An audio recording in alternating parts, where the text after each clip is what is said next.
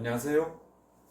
오늘은 지난번에 이어 통찰 한자 한글을 알아야 될 이유에 대해서 이제 설명해 보겠는데, 지난번에는 우리 한자 한글은 우주의 원리를 담고 있는 음양의 글자라고 그랬습니다.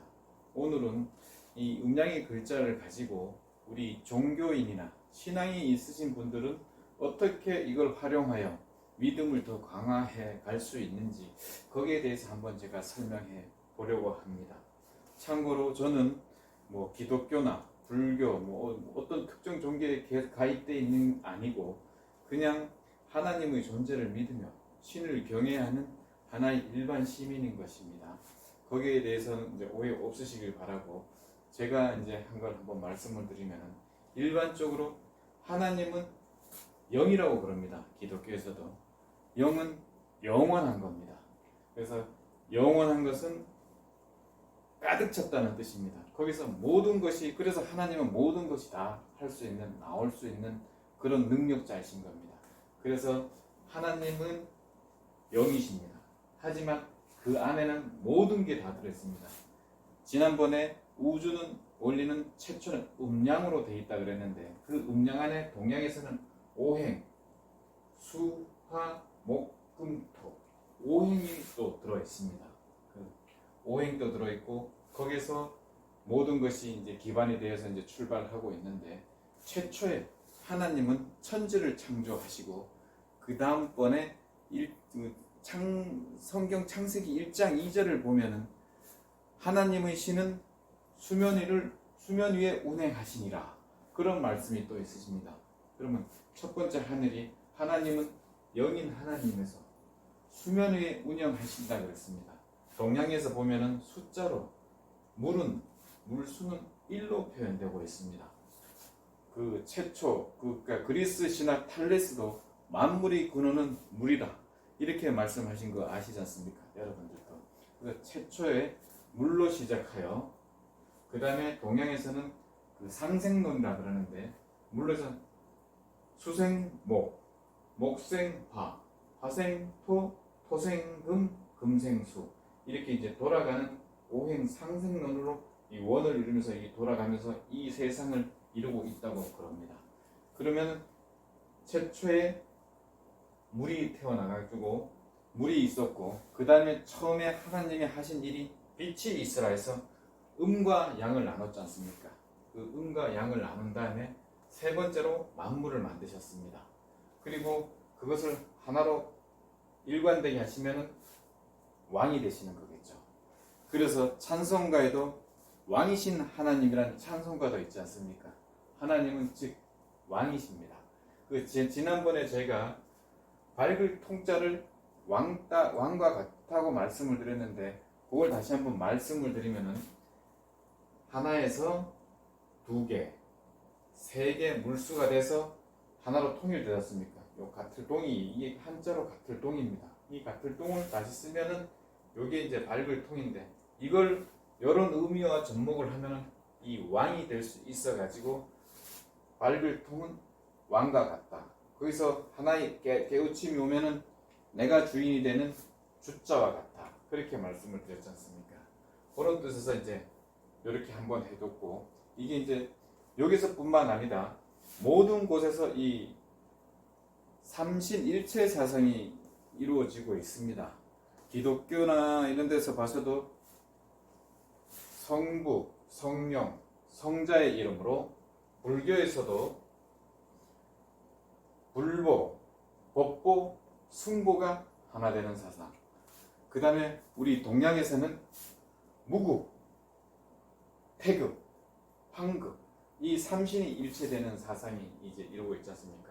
그래서 성경에서도 보면은 하나님을 하나의 하나님이 아니고 엘로힘이라 해가지고 히브리어로 엘로와라는 단수를 복수형으로 했을 때 엘로힘이라고 하지 않습니까? 그래서 하나님도 하나의 하나님이 아닌 성삼위일체가 되는 하나님으로 이제 보는 게 좋겠죠. 그래서 그 하나님이 천지를 창조하시고 인간을 만드실 적에 어떻게 만드셨는지는 우리 한글을 가지고 또 한번 풀어보겠습니다. 우리 한글은 우리 사람의 살아가는 삶을 삶이라고 합니다. 삶. 이 삶이 어떤 거냐? 삶은 이 삶은 삶다지 않습니까? 삶다. 뭐 닭을 삶다, 뭐 고기를 삶다, 삶는 겁니다. 삶으려면은 따뜻해야 됩니다. 온기가 올라와야 됩니다. 그 온기는 우리 하나님이나 자연은 햇살, 해를 통해서 햇살을 내비치면서 온기를 주는 겁니다. 그 온기를 줌으로써 이 세상 만물은 어떻게 되냐면은 살아갈 수 있는 만물을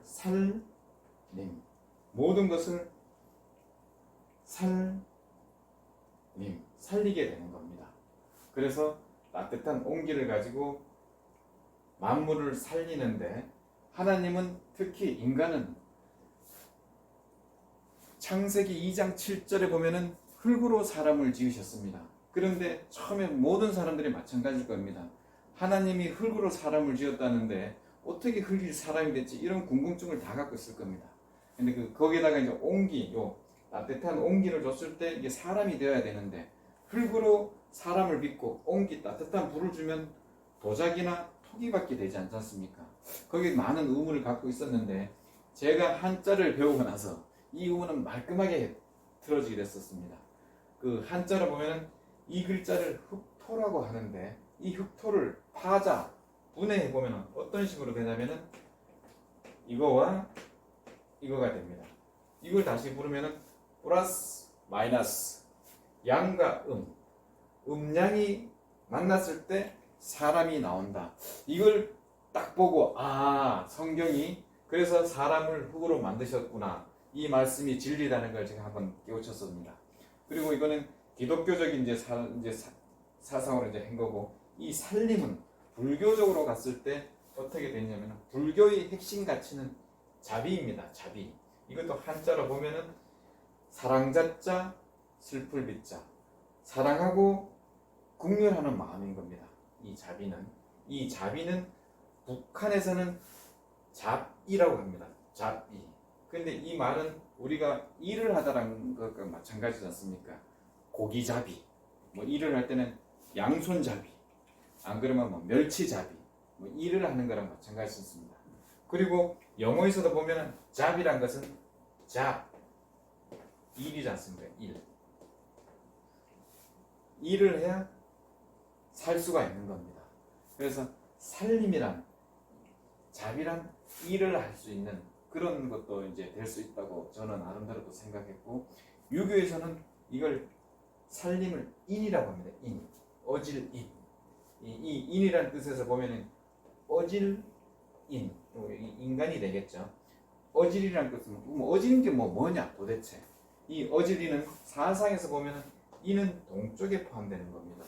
동쪽에 포함되는데 동쪽은 봄입니다. 봄. 나중에 제가 방위에 대해서 우리나라 한글과 한자에서 왜 그렇게 만들어진다 한번 제가 설명을 드릴 기회가 있을 텐데 하나하나 넘어가다 보면은 어질인이 뜻이라는 건 뭐면은 봄에 파릇파릇 풀들이 온 땅에 막 피어오릅니다. 그거는 막 어지럽게 피어나는 겁니다. 일정하게 피어나는 게 아니고 어지럽게 막 피어나가지고 막 혼란스럽습니다. 거기다가 아지랭이들도 아질아질 막 온타 막 어지럽게 피어납니다. 하지만 그것은 우리는 묵묵히 바라봄으로써 열매를 맺을 수 있는 나무가 되고 또 가을에 열매를 먹어서 먹을 수 있는 사람, 참을 수 있는 사람, 그걸 지켜볼 수 있는 그 어지러운 것을 지켜볼 수 있는 능력을 인이라고 합니다.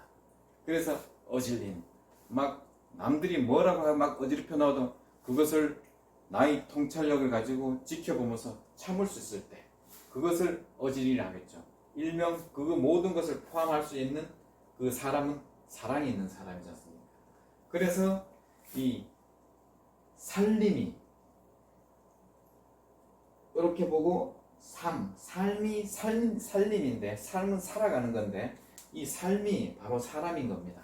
삶을 바로 사람이라고 보는 거죠. 사람 보이시죠? 이 삶이 바로 사람인 겁니다. 이 사람. 근데 이 사람은 그 일생을 살아갈 때 길로 가고 뭐 도로 가고 뭐 이런 온 사방 흙을 통해서 올라가지 않습니까? 이 흙을 통해서 가다 보면은 이 마목은 뭐야? 각이 져 있는 것은 세월이 지나가면서 깎이게 되어 있습니다. 그래서 결국은 사람은 나중에 사랑이 된다는 우리 하나님의 말씀. 곧 사람은 사랑이다. 그 말씀을 이제 이렇게 한번 보면서 그 모든 종교는 사랑으로 귀결되는 것 같아요. 일명 사람이죠. 사람에게 집중하라. 자비도 사랑이고 인도 참는 사랑이고 결국 사람은 사랑이다. 이걸로 그 하나의 통찰을 얻을 수 있을지 모르겠지만은 한자 한글을 알아서 제가 한번 느껴본 이유였습니다. 감사합니다.